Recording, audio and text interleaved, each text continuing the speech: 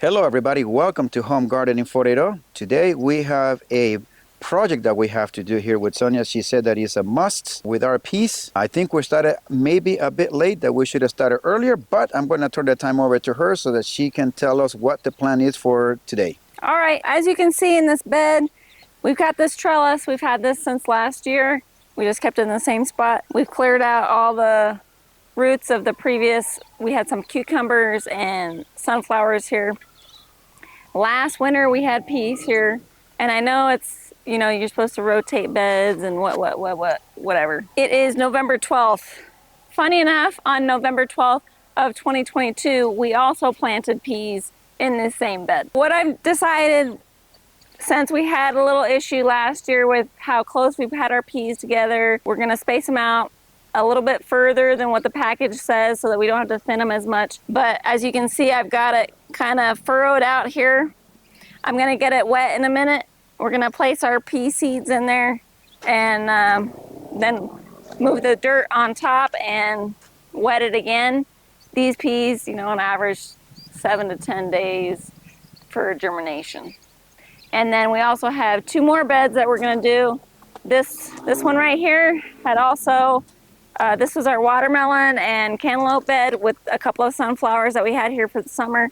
And then this was the one that had a variety of things. We had potatoes in the spring, we had squash in the summer that got ruined by squash bugs. We're gonna have 3 beds of peas so that we have enough harvest. Because last time we really wanted more peas and we only had 2 beds of peas. So this time we're gonna plant more.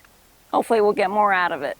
And we're going to do this 2 with the trellis and this one here with no trellis. That's right. So this one without the trellis is gonna be the shorter vines that are self-supporting, so we don't have to put a trellis, and we'll see how that goes. Everything's an experiment. Okay, so we're going to go ahead and get ourselves ready. We're going to start doing our trenches, get them wet, and so that we can put the seeds in and start working.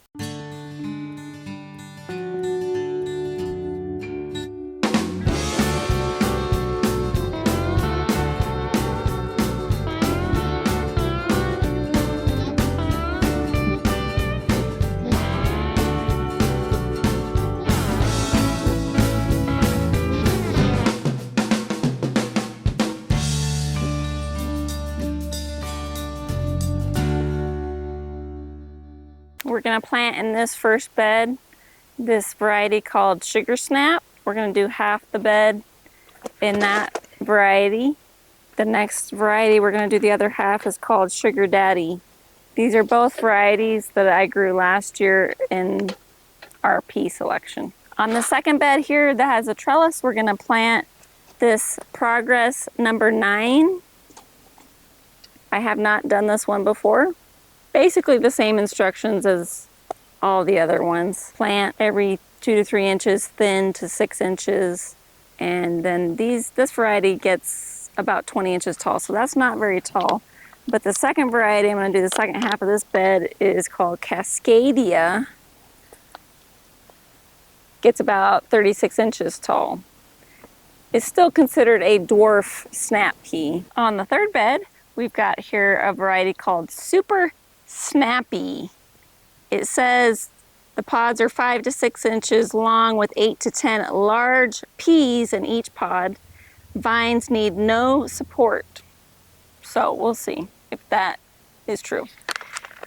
The second variety, which I have planted before, is called Easy Peasy. 10 to 12 peas per pod. I didn't see that actually happen when I grew them, but self-supporting super curly tendrils, which I can confirm is true.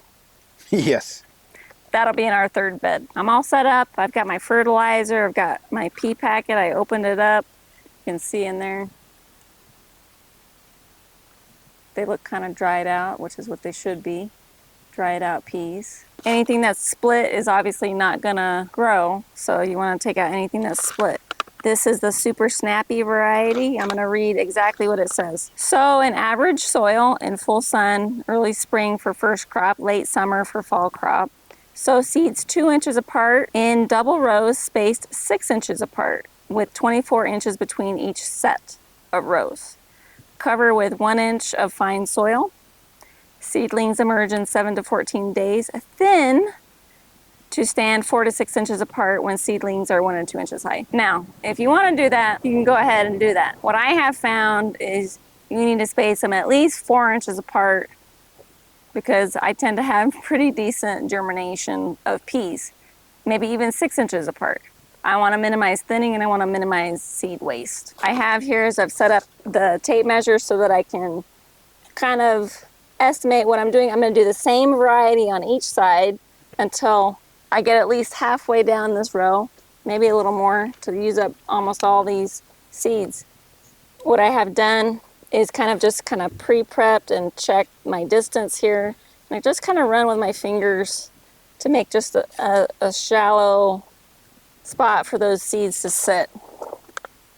Once I get the seeds in, I'm going to take and spread some of this Hollytone. If you're not familiar, we live in Mesa, Arizona, and we have pretty clay soil that is alkaline.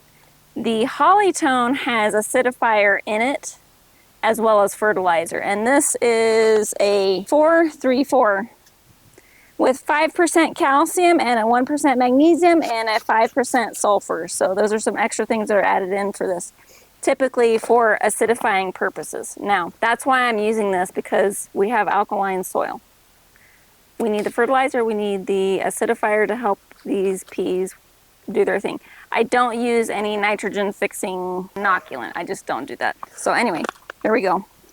We're gonna go about every 4 to 6 inches for the seeds.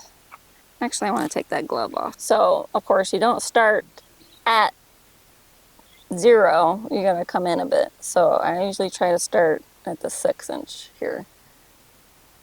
I'm just setting them just right there. And then I'm going to just do a little section here for you so you can see. Just setting the seeds about every 4 inches. Just setting them right in. Yep. It's a little bit tough where I'm putting it. I'm just going to push it in to make it set down.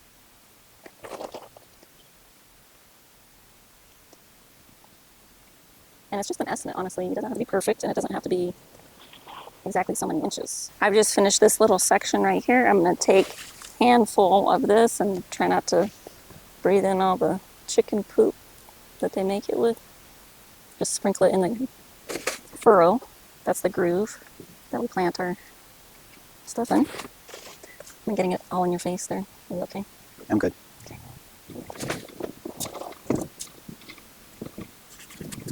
A little bit more right there. All right. And then we just lightly cover it from, we had pulled this in from the side.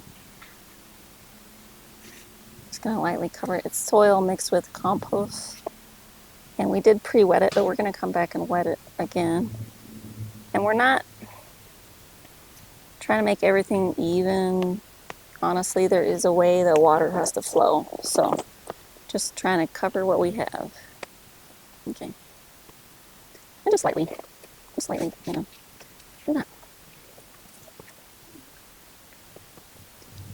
And not compacting in either. Yeah, don't compact it, but you want it so that the seeds don't get washed away.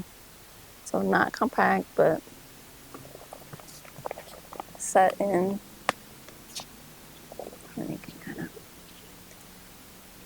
Because what happens is when you water, or when your watering system waters or whatever, you want to make it so that the water stays near the seeds. So you want to make sure that the low point is somewhere near where the seeds are, so that that's where the water is. If you take all that groove away and you make everything flat, the water doesn't sit and soak in where it should. So you still want to have a little spot where the water is going to sit. And then we're going to water that in and we'll be good to go. And that's what we're going to do to the rest of the 2 beds. We'll be done in this about an hour. Okay, so let's get ready to start working.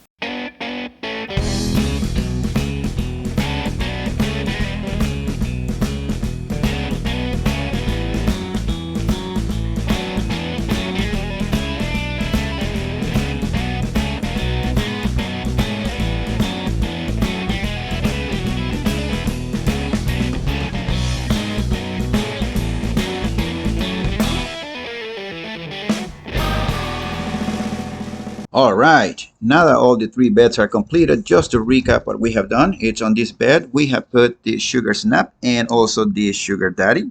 As you can see here on the screen, we have actually used the same seeds on this bed, honestly. Now onto this second bed, we are gonna try the new set of seeds that we have not tried before. And that one is the Cascadia and also the Progress. We'll see how they do. Now onto the third bed, we are gonna put a set of seeds that we have tried before in the past. And that one is the Easy Peasy. And the one set that we have not tried is the Super Snappy. So you can see them here on the screen. Anyways, after watering this bed, what we're gonna do is we're gonna put a netting on it to protect this bed from animals using it as a litter box. I know, right?